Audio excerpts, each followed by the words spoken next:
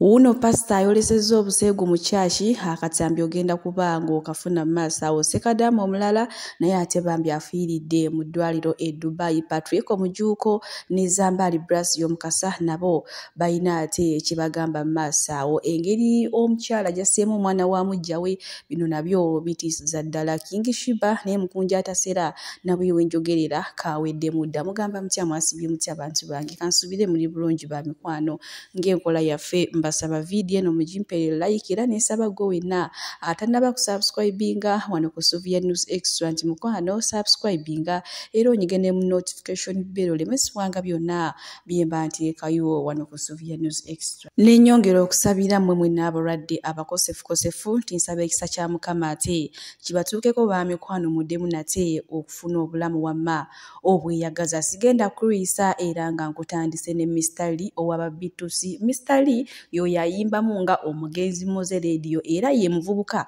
asingako ekiwago, bali basatu naye katuuyo asingako ekiwago n'obuwanvu munnange oyo. Ate mulowooza tebateekyama ne Honorable tuli ku kira mmwe basire Queen bannange mwekaabireko dda. Abayimbi kati baababuuka dda, bo baagala ba minisita baagala ba Honorable. Kati gwaleeyo ng'oli sire Queen zikusanze munnange, tandika okole naawe ofunemu kasente munnange. Mr. Lee ne Honorable Kirabo Agnes Nantongo bateekyama era nga wenjogeera bazadde dda ne Baby era ng'oyo Baby tebamuzaalidde eno na mu Uganda, bamuzaalidde Canada bannange. Ekyebuuzibwa basire Queen bagenda kudda luddawa? Abayimbi ennaku zino beebagula ba minisita beebagula ba Honorable. Kale bwetweyongerayo ne mwana muwala Grace Khan bannange okuzaalako kujaagana. Grace Khan muyina mu maaso wano wamma nga bali mu kuwayamuko ate ne Gulana ono ye mwana wa Grace Khan kw'otadde taata Prince Oma. Naye maama omwana akulidde ddala bannange, oluboozi lwabadde banyumya binyuma bitya kale kati kubanga onkoze ebintu bingi nnyo nga nsirika. Nsirike? Ogenda kundope wa jjajja oba nedda?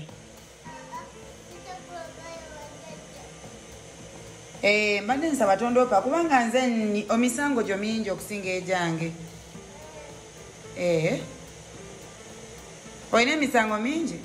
Kale situka nkusonyiye situka.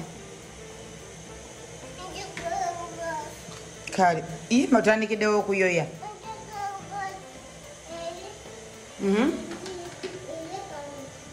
Mugaati kale jjayo onondope wa jjajja tojja?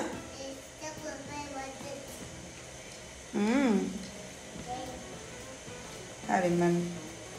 jangu wano gende eri. Baby wa Prince Oma ne Grace Khan munnange ye Gulana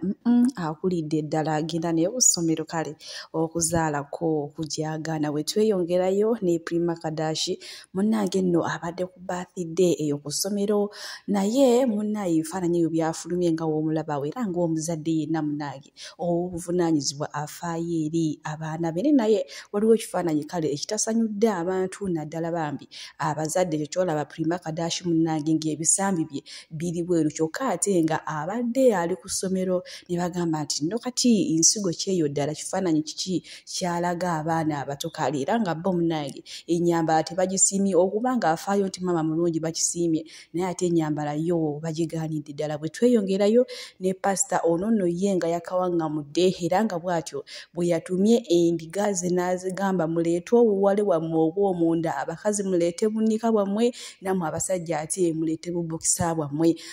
Tebaabadde bajeemu nga babuleeta. Ensonga eyabo baleetesezza yabagambye nti agenda kubasabira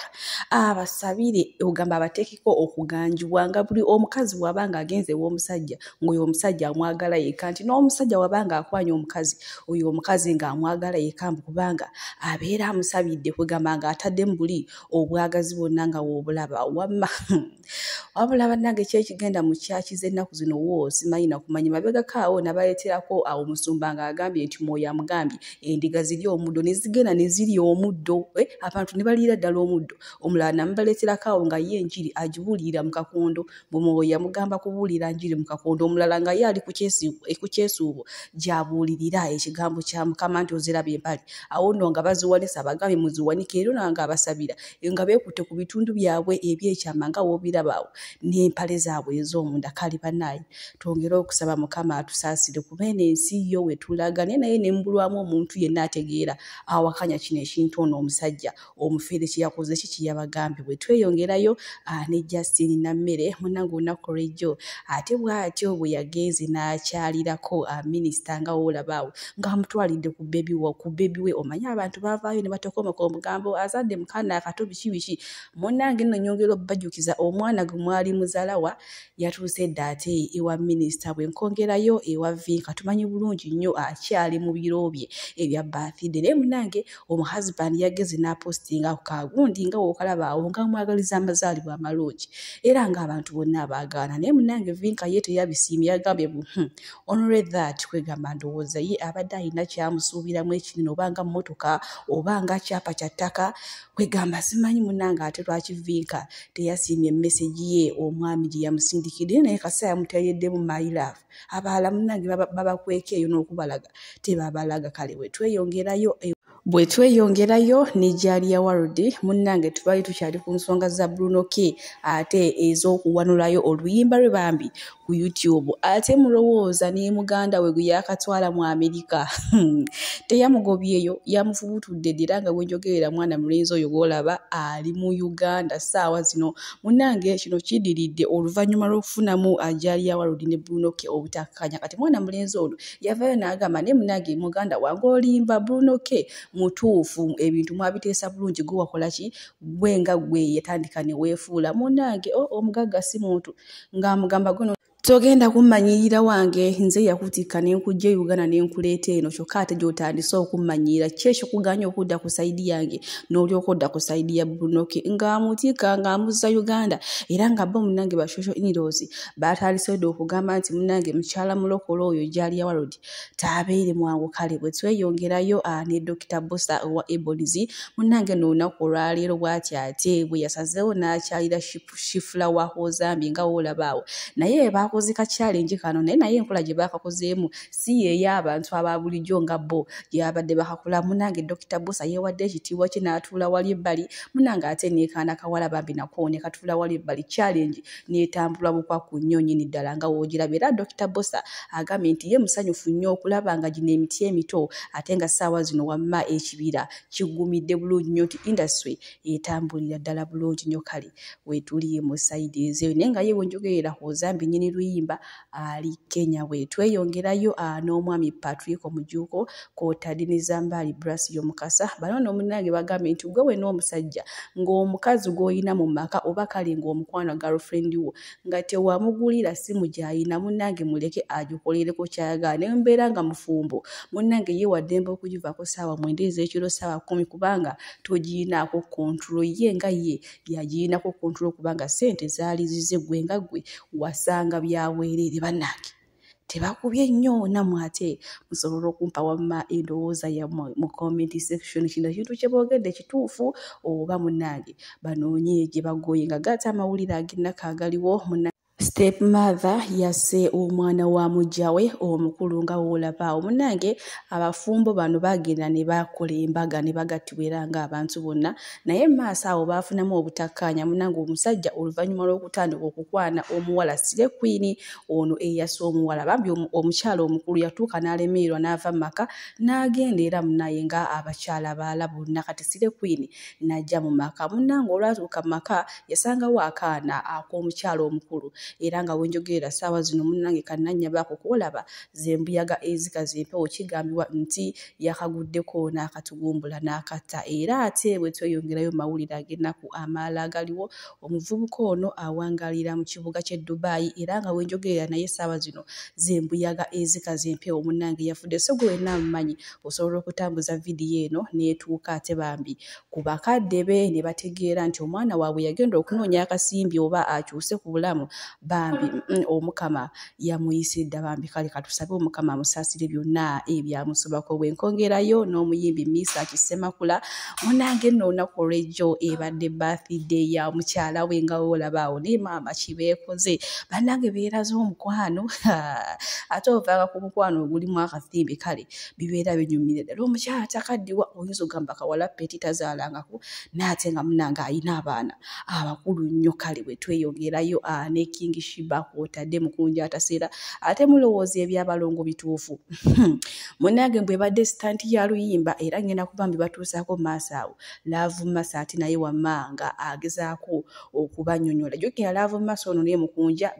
bayinamu obutakkaanya oba tukiyite obutalima kambu kati ye agamba nti mukunja ayagala kubba ssente z'abakadaama kale nze munzikirize mbasiibwire wano ba mikwano omukama abampeere kyonna kye musinga okwagala gwe wenna wayo akaddeko onogamba waaye kangenda ate nkyekingi komyewo n'ensonga za King Shiba ne mukunja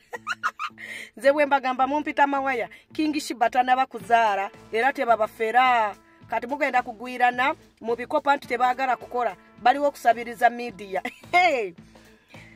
waliwo ekitagata we mbanga mulaba waliyo omuntu amala okuzaala n'asigala mu kaleega yenna essanyu omuntu afubutuseemu abalongo yenna ali wali omulabira ddala makeup ku face mukunja tewakibaze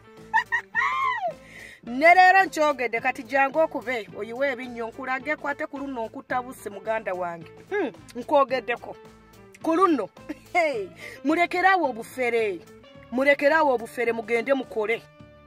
be serious mugende mukole fenga tusobola okuyiriba ne tukola baddiya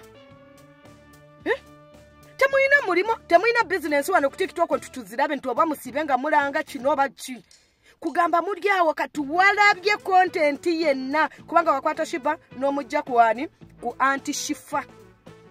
nolimba abantu ng'omutute mu rehab ngusimaye bamutute simanyiwa oba kampiringisi gye bajanjabira abalalu kumbe mupanga kipango kyamwe abeere yamaleyo emyezi 3 babalimbe ngulubuto be serious tanazara teri mukazi azaala yeekubye makeup afubutuseemu abalongo ababiri aleeza amabeere naye nammwe mukozese ku bwongo Shiba ku bw'amawaya bwe ali wali mu ddwaliro ng'asanyuka biti wanange waliwo mwawula ekintu omuntu okuba ng'afubutuseemu ekintu omuntu nowajja walayo obeera omwenyako katono ng'amanyi toyina leero kababbemmwe naye bambi ekintu okukola kintu kirungi kubanga ogenda kukola kontenti wenna w'obufera gweyo